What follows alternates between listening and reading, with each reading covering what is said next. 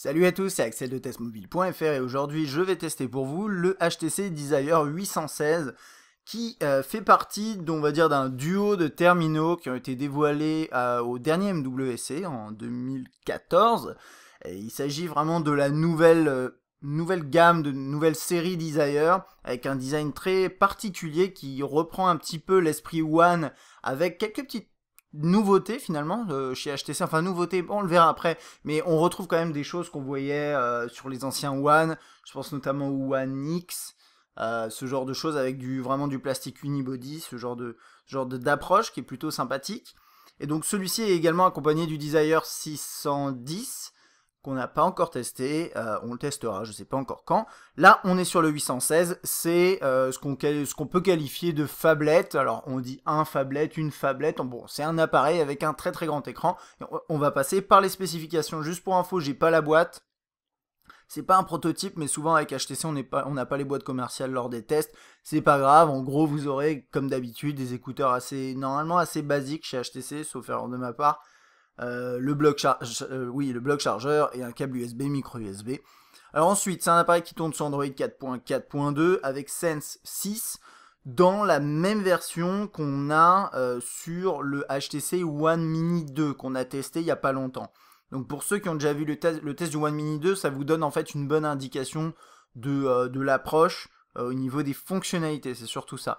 C'est un appareil, je le note là parce que c'est important, qui est en nano SIM. Il est compatible 4G. Ouais, je l'ai sous les yeux. Ouais, 4G. Mais c'est de la nano SIM. Je le précise parce que c'est pas encore trop répandu. On est beaucoup à avoir de la micro SIM. Donc si vous prenez cet appareil, il faudra la faire découper vous-même ou demander à ce que votre opérateur la fasse ou quelqu'un d'autre. Voilà, c'est un 5.5 pouces, donc grand écran, 720 par 1280, ça lui fait une densité de pixels de 267 ppi, c'est du Super LCD 2. Et il est protégé, je crois, par quelque chose, regardez, non. Je croyais que c'était du Gorilla Glass 3, mais après les specs que j'ai sous les yeux, non. Bon, en tout cas, voilà, c'est du 5.5 pouces. 8 Go de mémoire interne, jusqu'à 128 Go en plus via micro SD, on a 1,5 Go de RAM. On a un appareil photo à l'arrière de 13 mégapixels, flash LED, donc juste ici que vous pouvez voir. Il filme en 1080p et à l'avant, on a une caméra frontale de 5 mégapixels. Il tourne sur un chipset de chez Qualcomm, Snapdragon 400, c'est du quad-core 1,6. Donc c'est un peu plus que le One Mini 2, qui est un 1,2, si je me trompe pas, voilà c'est ça. Et il a une batterie de 2600 mAh. Ok, donc ça c'est pour les specs. Juste pour info, le prix là comme ça, j'ai regardé, souvent je regarde chez Expansys, parce qu'il référence pas mal d'appareils, et ils sont souvent dans des prix assez, on va dire, médians par rapport au marché. Et donc là c'est 340 € nu. Et juste comme ça au passage pour un 5.5 pouces il pèse 165 grammes. Alors ça paraît lourd, mais dans les faits moi je trouve que c'est pas si lourd que ça. Et on va passer au design. Alors ce qui est intéressant avec cet appareil c'est l'approche design qui est complètement différente de ce qu'on a l'habitude de voir récemment chez HTC. Donc on est sur un appareil en plastique entre guillemets unibody, puisque comme vous pouvez le voir, hop, on a quand même des légères, voilà, ici un changement de matériaux. Alors ça va être difficile de faire le focus là-dessus, mais c'est pas grave. À l'arrière c'est brillant et là c'est mat. Et en fait il y a une sorte de jonction ici comme vous voyez, donc qui fait que ça coupe un peu l'aspect unibody, mais tout le contour est mat unibody. Et donc en haut, vous voyez il y a boom sound, donc en haut et en bas bien entendu.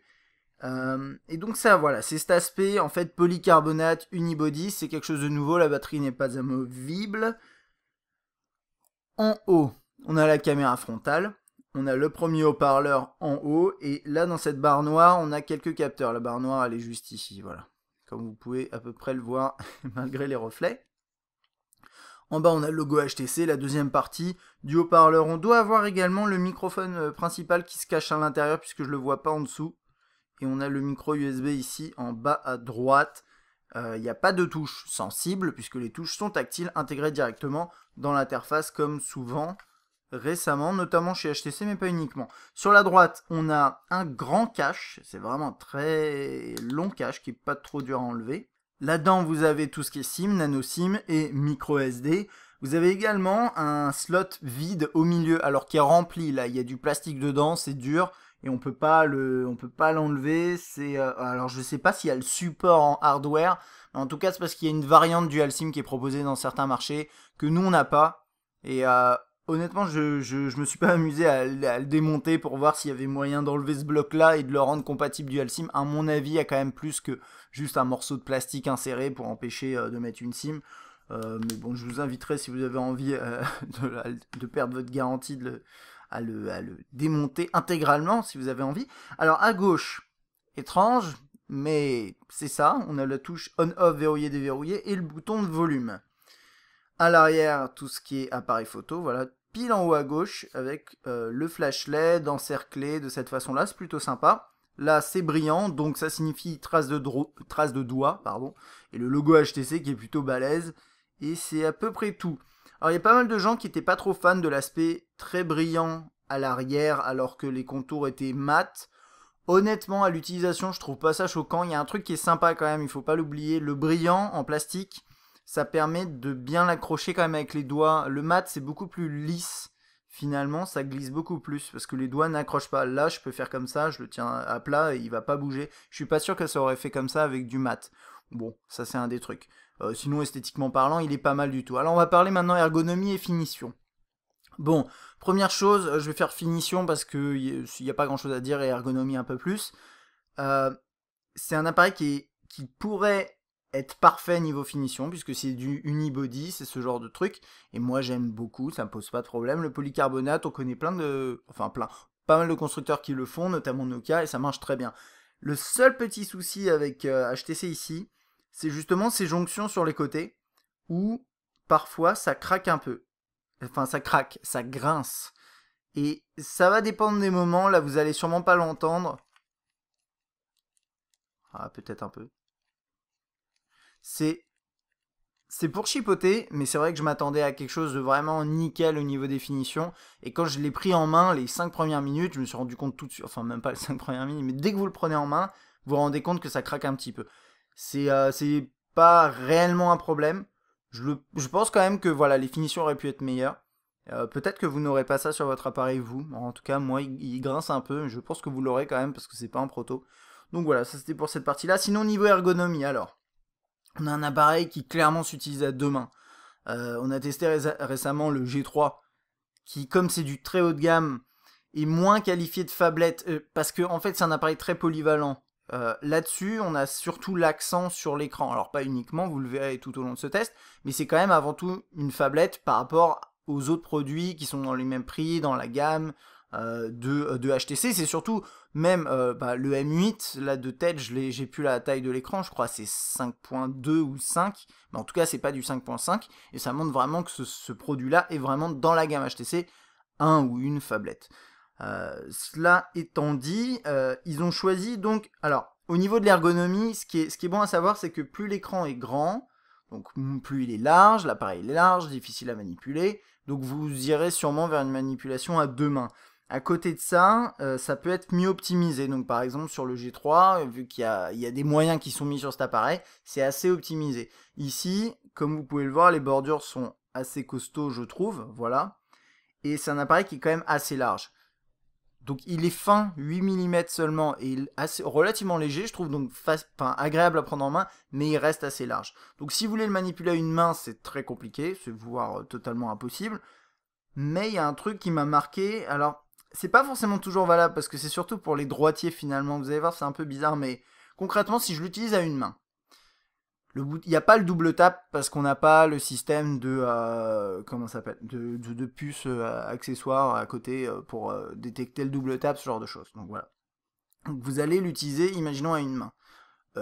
Pour aller chercher la touche on-off verrouillé déverrouillé, c'est assez compliqué avec le doigt là comme ça. On peut y aller jusqu'à là-bas, mais là c'est pas agréable. Par contre, effectivement, si vous êtes droitier et que vous le manipulez à deux mains, vous êtes comme ça avec votre main droite, votre doigt droit. Et vous avez la touche là qui tombe direct sur le pouce. Donc ça c'est bien. Pour les gauchers, c'est un peu différent. Alors je sais pas, moi je suis droitier, donc j'imagine que l'inverse est valable, c'est-à-dire si vous êtes gaucher, vous utilisez de préférence avec la main gauche votre appareil. Là pour le coup la main droite c'est assez compliqué à déverrouiller. Donc je sais pas si ce terminal a été pensé pour les droitiers qui utilisent à deux mains, ou plutôt pour les gauchers qui utilisent à une main, donc le pouce tombe direct là, mais voilà, c'est un peu étrange, mais c'est clair que si vous l'utilisez à deux mains, que vous soyez droitier ou gaucher, ce sera quand même beaucoup plus facile, et c'est un appareil qui de base est fait pour ça, est fait comme ça. Et dans mes points négatifs, comme d'habitude sur ces appareils que je trouve trop grands, je mettrais de toute façon qu'il est encombrant, parce que c'est un appareil qui est encombrant, sauf que, au-delà de ça, c'est quelque chose que vous savez quand vous l'achetez, c'est une phablette, vous aurez des difficultés à le manipuler à une main, il prendra de la place dans votre poche, etc. etc. Bon voilà, ça c'était pour la partie ergonomie, je pense que le double tap ça aurait été sympa sur cet appareil, c'est un truc qu'on aurait bien apprécié. Et puis on va passer du coup aux fonctionnalités. Alors je vais essayer d'aller vite, parce que c'est des choses qu'on a déjà vues de nombreuses fois, notamment sur le M8, dans une moindre, enfin, là pour le coup dans sa version complète de Zen 6. Si vous voulez voir vraiment un tour complet, on l'a vu sur le One Mini 2, mais là je vais quand même faire un tour, hein, vous inquiétez pas. Donc on a l'écran de déverrouillage, qui est comme ça, avec possibilité d'accéder à certaines applications rapidement, à Google Now, et également à l'écran de déverrouillage. Enfin, on peut déverrouiller l'écran comme ça. On peut également demander d'afficher, hop, ici, Blink Feed, hop, ou bien accéder directement au widget. Ce qui change en fait avec ce truc là pour ceux qui ont pas trop d'idées, c'est que finalement là j'étais sur les messages, vous avez vu, je fais ça, je vais atterrir sur les messages, mais si j'utilise l'option de gauche, je vais atterrir sur l'accueil. Voilà, c'est ça l'idée. Donc c'est pas mal, n'empêche, l'idée est bonne. Écran d'accueil classique avec vos widgets. Vous avez des widgets HTC qui sont plutôt sexy, ouais, plutôt bien intégrés. Vous avez le tiroir des notifications ici, vos notifications. Vous pouvez les agrandir, les faire rétrécir. Vous pouvez accéder à tout ce qui est raccourci en accès rapide. Je vais augmenter la luminosité de l'écran pour que vous voyez peut-être un peu mieux. Peut-être un peu, non, ça me paraît pas mal. Voilà, donc là les raccourcis en accès rapide, notamment deux modes d'économie d'énergie. Alors il y en a un qui est assez classique, qui est plus light, qui va agir sur certaines tâches en veille, ce genre de choses, et on a un mode extrême, entre guillemets, qui réduit vraiment le terminal à ses fonctionnalités, à les plus basiques, et ça c'est pas mal si vous voulez vraiment économiser de l'énergie. Donc ce mode là, après les paramètres, je vais pas en faire le tour, hein, ça a pas de sens, enfin c'est pas très intéressant pour le coup là. Ensuite là, on a les applications récentes, avec un accès vers la gestion de vos applications ici. Donc ça c'est pas mal. Et vous pouvez bien sûr en supprimer une de votre liste en faisant comme ça. Donc ça c'est quelque chose je pense que vous connaissez avec le temps. Hein. Hop, on peut enlever des processus de votre liste, de la liste, en procédant avec le doigt de cette façon-là. Ensuite, autre chose avant de passer à ça, bien sûr on a BlinkFeed. Alors BlinkFeed en deux mots, c'est une interface qui permet d'agréger à la fois vos updates sur les réseaux sociaux et également certaines news sur des sujets qui vous intéressent. C'est à peu près tout ce qu'il y a à dire dans cette version-là, vu qu'on n'a pas le chipset spécial, on ne peut pas avoir la compatibilité avec Fitbit, on n'a pas tous ces petits trucs-là en plus. Et si vous voulez, vous pouvez le supprimer, alors je sais plus comment on le fait exactement, je crois qu'on peut le faire tout simplement comme ça, voilà. Donc là j'ai enlevé BlinkFeed et je peux le réactiver. C'est à vous de voir. Personnellement, j'ai pas mal utilisé des terminaux HTC, notamment le premier One. J'ai jamais vraiment beaucoup utilisé BlinkFeed, mais ça c'est mon usage voilà, à moi. Peut-être que d'autres personnes l'utiliseront et vous, bah, peut-être aussi également. Donc voilà, ça de toute façon vous pouvez l'utiliser, configurer, ça prend 2 minutes. Et puis si ça vous plaît pas, vous pouvez l'enlever, donc ça c'est bien. À la base BlinkFeed c'était pas supprimable, entre guillemets, de l'écran d'accueil sur le premier One et ils ont changé de direction là-dessus. Alors ensuite, ça c'est le type d'interface vraiment basique sur ce terminal. On a un thème de couleur en fonction de la section dans laquelle on est. Donc là on est dans téléphonie, c'est bleu et vous le verrez après, les couleurs changent. On a des onglets plutôt bien présentés, souvent des petites options comme ça qui permettent d'accéder à des tris. C'est plutôt propre, moi j'aime bien. Bon, là, dans le cas du téléphone, on a des propositions qui s'affichent quand on tape. La réception m'a semblé correcte. Bon, j'ai rien à dire sur tout ce qui est appel, ça marche décemment. Ensuite, on a téléphone, on a favoris et les contacts. Donc, on peut accéder aux contacts ici. On peut également, ici, mixer. Alors là, c'est mes contacts Twitter, du coup, il y en a plein, mais on peut lier automatiquement certains contacts. C'est à vous de voir en fonction des comptes que vous avez sélectionnés, enfin, que vous avez configurés. Bon, il y a un truc que j'aime beaucoup, et je vous le répète à chaque fois, mais je pense que c'est important. Dans les contacts, chez HTC, c'est que HTC est un des seuls aujourd'hui à proposer encore des intégrations un peu complètes dans les listes de contacts. On l'a aussi sous Windows Phone par exemple. Et donc là, j'ai synchronisé avec Facebook, donc j'ai l'avatar Facebook de Lucienne Pivot, j'ai son anniversaire, ce genre de choses. Je pivote un coup à droite, j'ai le fil des interactions avec cette personne. Donc je vais avoir ses emails, ses messages, l'historique des appels, et ça, vous avez ça pour tous vos contacts. Alors là, c'est pas intéressant parce que c'est un appareil de test avec des contacts fictifs, mais si vous l'utilisez au quotidien, vraiment, je trouve que ça a une forte valeur. Et ici, on a mise à jour, donc mise à jour sur les réseaux sociaux. Ici, c'est juste quelques updates Facebook, mais vous pouvez avoir vos updates sur Twitter, ce genre de trucs. Donc, si rapidement vous voulez avoir un coup d'œil sur quels ont été vos derniers échanges avec une personne ou qu'est-ce que cette personne a dit récemment sur les réseaux sociaux, vous avez juste à aller dans sa fiche et vous savez tout sur voilà, toutes les petites infos à savoir. Moi, je trouve que c'est assez bien fait. Les messages, alors gestion des messages, vous pouvez également bloquer des contacts et accéder à la liste des contacts et du coup ils vont dans une sorte de blacklist, c'est même ça, c'est une blacklist, quand ils vous envoient des messages. Vous pouvez également déplacer des conversations vers une boîte sécurisée qui permet vraiment de bloquer par mot de passe certains messages, donc ça c'est plutôt sympa, c'est à peu près tout ici. On rentre là-dedans, j'étais en train de tester le clavier, à écrire plein de conneries. Les conversations s'affichent en empilement de cette façon-là, les MMS s'affiche dans la foulée. Alors le clavier. Le clavier dans Sense 6, j'en ai déjà parlé, il est plutôt bon. Il est réactif. Il fait des propositions, il propose des mots qui sont, c'est plutôt pertinent. Moi j'ai eu quelques petits rares soucis quand vous tapez des mots et vous espérez qu'il vous propose par exemple de rajouter des apostrophes, des choses comme ça. Je sais pas. Normalement ça va marcher, mais je tape l'arrière, là ça marche. Et puis de temps en temps, il galère un peu sur des petits trucs comme ça de la langue française, mais c'est rien de vraiment dérangeant. Il y a un truc que je trouve un petit peu dommage par contre, c'est la taille qu'il prend sur un écran aussi grand. Vous voyez, il prend cette place-là. Si je décale un peu, ça prend exactement la même place que l'espace qu'on nous offre. Donc si vous voulez, quand vous êtes en train de taper, vous voyez quasiment rien, quoi, parce qu'il y a tout cet espace-là qui est dédié à la saisie texte finalement. Et juste cet espace-là à votre message. Je trouve ça un peu dommage, en mode paysage, c'est même pas la peine. Ouais, de toute façon, le message s'affiche pas. Donc, bon, ça c'est un petit détail, mais sur un appareil aussi balèze, aussi grand, moi je pense qu'ils auraient pu au moins proposer des lettres un peu plus petites. Alors après, vous pouvez changer de clavier et avoir quelque chose de plus personnalisé.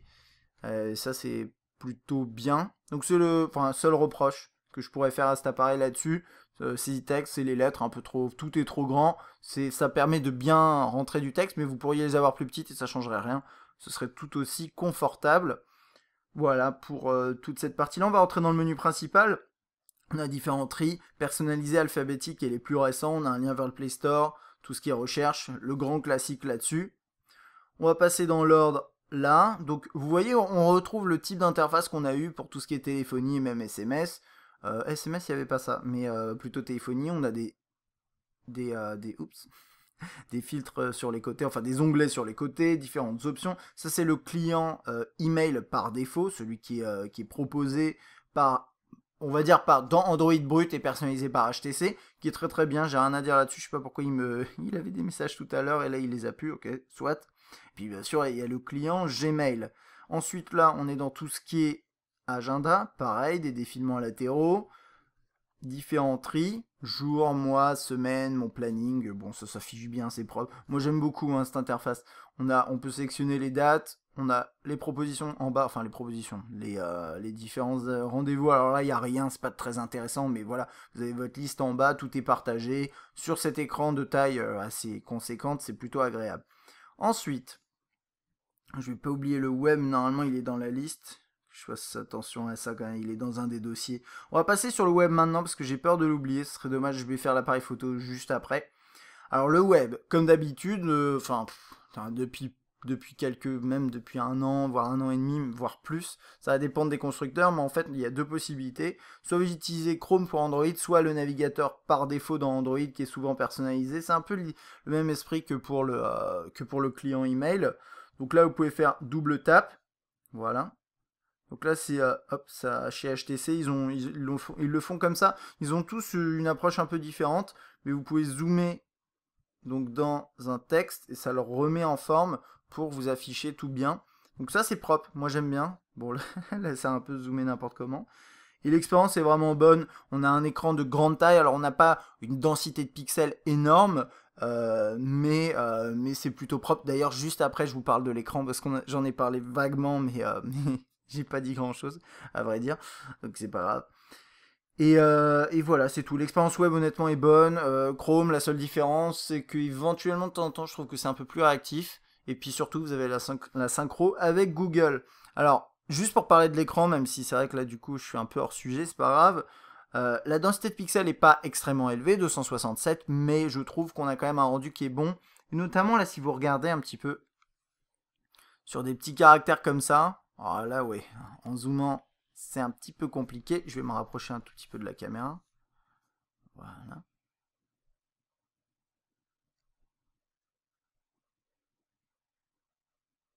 Ok. Bon, vous pouvez voir à peu près bien les lettres. Et puis surtout, quand vous êtes sur d'autres éléments d'interface, on voit pas vraiment les pixels. C'est pas gênant. Moi, c'est un écran que j'ai trouvé très très agréable. Et c'est extrêmement important hein, sur un appareil de ce type-là, de type phablette. Les couleurs sont bonnes. Les angles de vue sont bien gérés. Moi, j'ai aucun souci. Bien sûr, les gris, enfin les noirs sont un peu gris. Ça, c'est du classique sur du Super LCD2, mais c'est quand même pas si mal.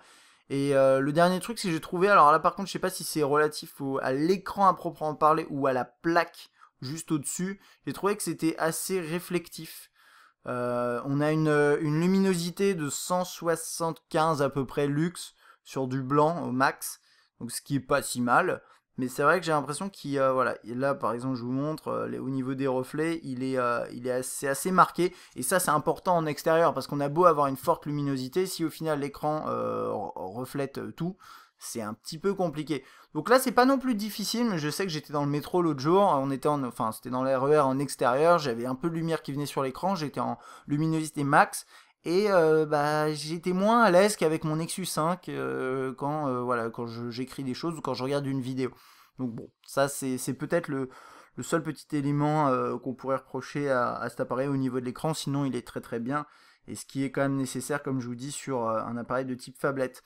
Ensuite, côté photo, on a une interface qu'on connaît bien, que vous connaissez peut-être, qui permet d'accéder aux différents modes ici, donc appareil photo, vidéo et autoportrait. Autoportrait, vous pouvez aussi faire ça tout simplement, pour vous prendre en photo.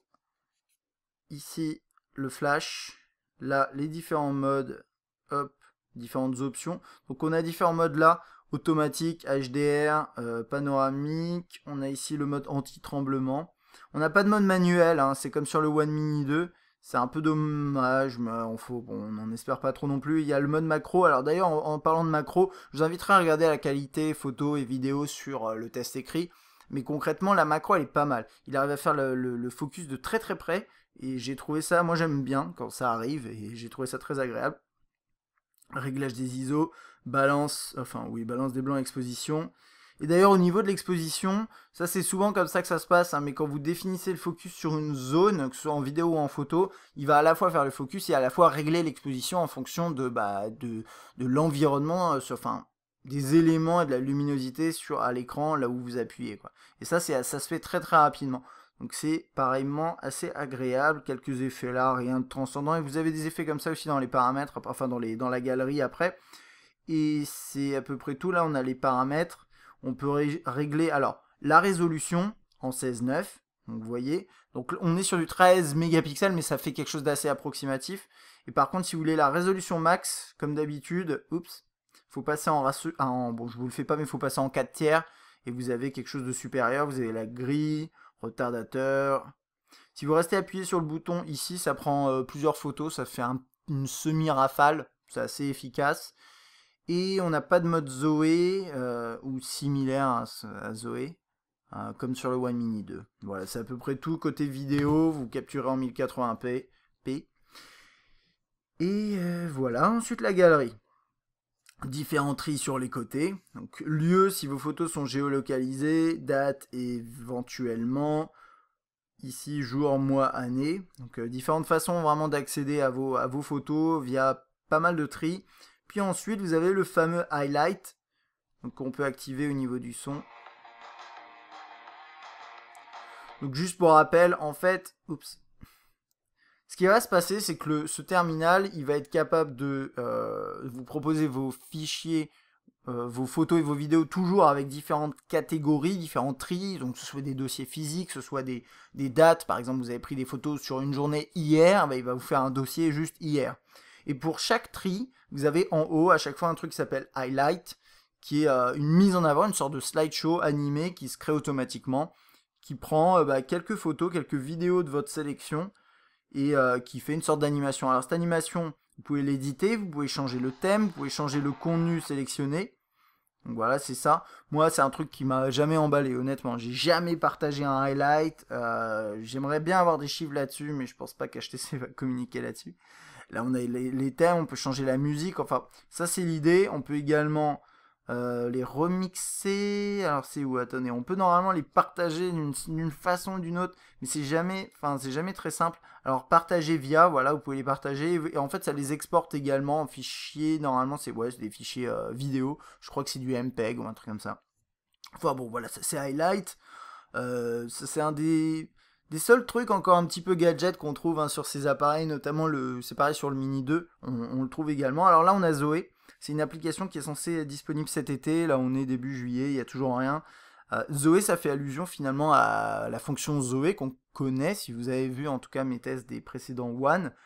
Mais là, c'est normalement une sorte d'app qui permet de partager avec vos amis des fichiers, puis de créer des choses ensemble de manière collaborative.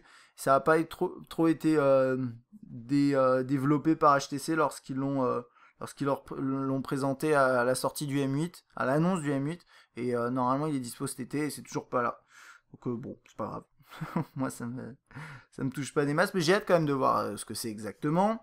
Là-dedans, alors ouais, il y a ce dossier qui se crée par défaut, faites attention parce que dedans en fait vous avez médias et vous avez appareil photo et musique. C'est juste que je sais pas, moi c'est pareil que pour le dossier Google, voilà, il y a un dossier qui se crée médias.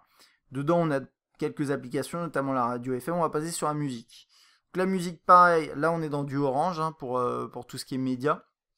Différents tris ici, la barre en bas en accès rapide vers vos morceaux. Tout marche très très bien, on peut mettre à jour les pochettes via Grace Note. Ça c'est bien. On a... Alors attendez, je vais essayer d'aller chercher un morceau. Voilà, donc là par exemple vous avez une pochette, c'est pas la bonne pochette, c'est pas grave, c'est des morceaux YouTube, donc il n'y a pas de pochette à titrer.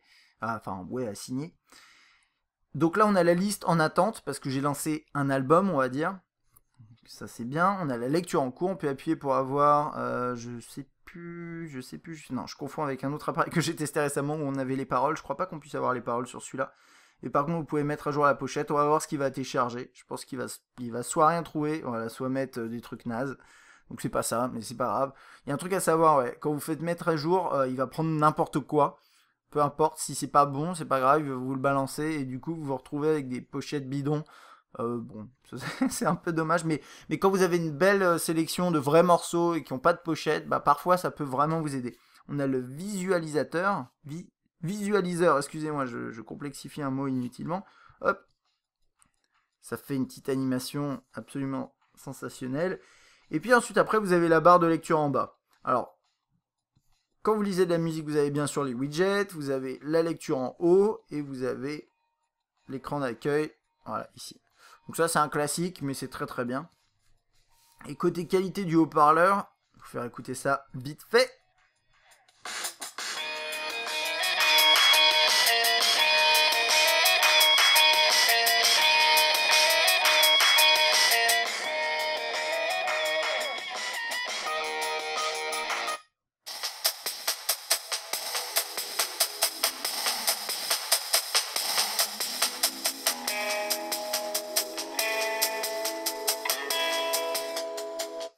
Alors, le haut-parleur du 816, c'est du Boom Sound, donc sans surprise, c'est bien.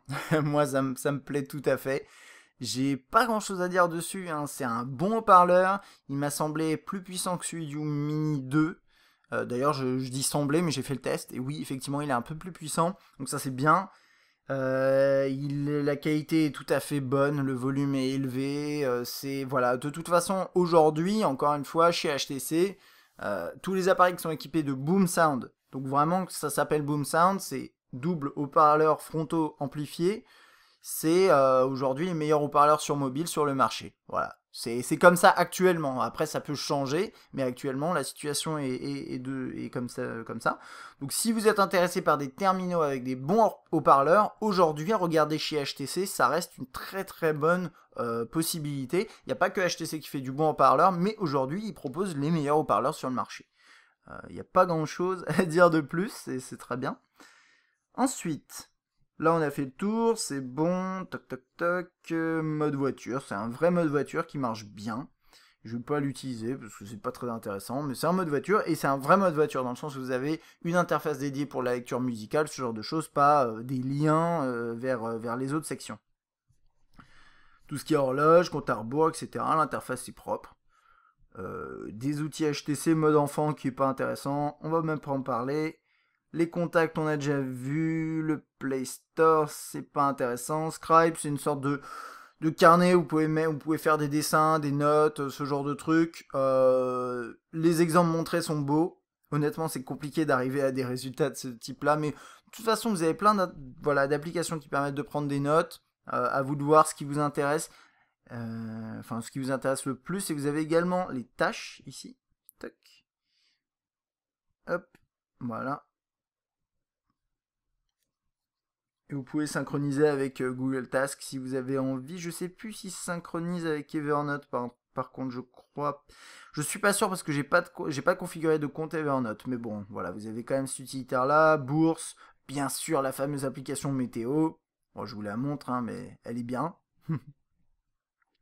La météo, c'est quelque chose de fort, enfin d'important pour HTC. Et c'est à peu près tout. C'est allé assez vite, mais c'est parce que c'est un appareil qui est très simple à utiliser, ça va droit au but. Et puis pour ceux qui ont déjà vu mon test du One Mini 2 par exemple, bah, c'est exactement la même surcouche. Et c'est une surcouche que j'aime personnellement beaucoup. Je refais un tour dans ma liste. Non, rien à dire de plus. Ok. Tout ce qui est batterie. Alors, moi ce que j'ai constaté, c'est que j'arrivais à avoir un jour d'autonomie en moyenne. Un jour complet sans trop de soucis. Après, si vous voyez si vous arrivez en fin de journée et que c'est un peu compliqué, vous pouvez toujours passer en mode économisation de économie d'énergie. Hop. Donc là, c'est j'ai fait quelques petits tests ici. Ça, c'est des chutes, par exemple, liées à l'utilisation en vidéo. Ce genre de choses, donc c'est un peu plus lourd. Effectivement, on perd à peu près 15%, c'était à peu près une grosse demi-heure, c'est ça d'utilisation. C'est pas, bon, ça me semble pas spécialement mauvais. C'est pas un appareil qui a une excellente autonomie, hein. Je veux dire, parce que c'est un terminal de grande taille, on pourrait s'attendre à avoir une batterie vraiment plus conséquente, peut-être que 2600 mAh, ce qui en soi est pas mauvais, hein.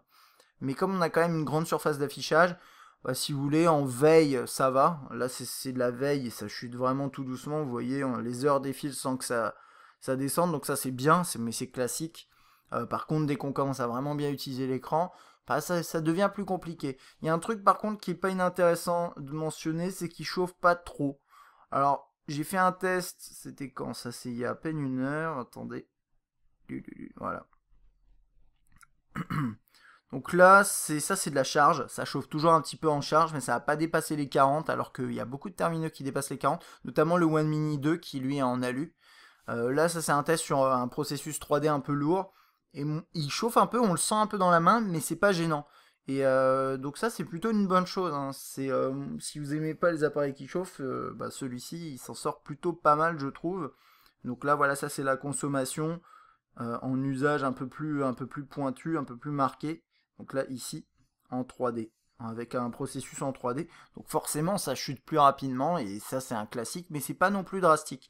Donc vous aurez une grosse journée sans trop de soucis, voire une journée et demie, si vous êtes plus léger Enfin, si vous utilisez des processus plus légers, bien sûr, vous pouvez potentiellement viser les 2 jours, mais vraiment, tout dépend du nombre de fois dans la journée où vous utilisez l'écran, bien entendu. Après, les processus qui tournent en fond, et puis surtout bah, votre usage. Si vous jouez une heure par jour à des jeux en 3D, bah, déjà vous voyez, vous pouvez enlever au moins 15-20% sur ce genre d'usage. Voilà, c'est ce genre de truc.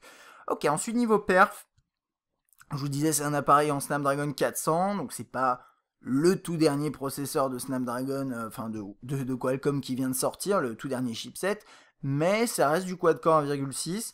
C'est quelque chose de pas mal, il est mieux équipé que le One Mini 2 et de fait il a un score qui est supérieur. Alors là il s'est un peu planté, il a cru que c'était le Desire mais ça change rien en fait au niveau du ranking puisque c'est le test qui est fait.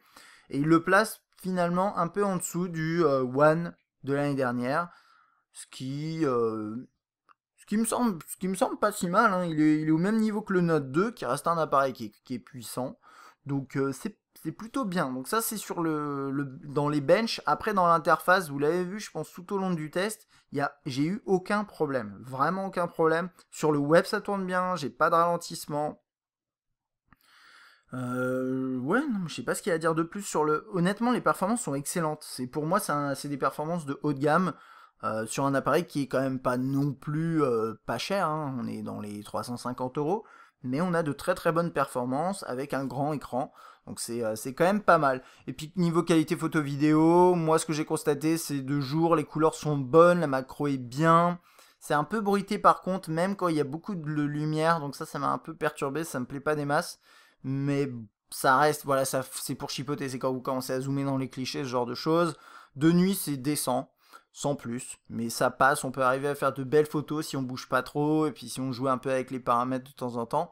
En vidéo, les couleurs sont bonnes, le focus est rapide, l'exposition aussi, puisque c'est accompagné. Le son est bon. Le rendu est un peu par contre accentué comme on a l'habitude de le voir chez HTC, c'est-à-dire que les contours sont vraiment marqués. On est en 1080 mais on a l'impression qu'il n'y a pas assez de finesse dans l'image et que si vous zoomez de toute façon c'est pas possible. Donc je trouve que niveau vidéo c'est pas excellent mais c'est fiable, les couleurs sont justes, le focus se fait bien et le son est bon. Donc bon, voilà, on peut pas tout avoir non plus, on n'a sûrement pas une superbe optique sur ce terminal.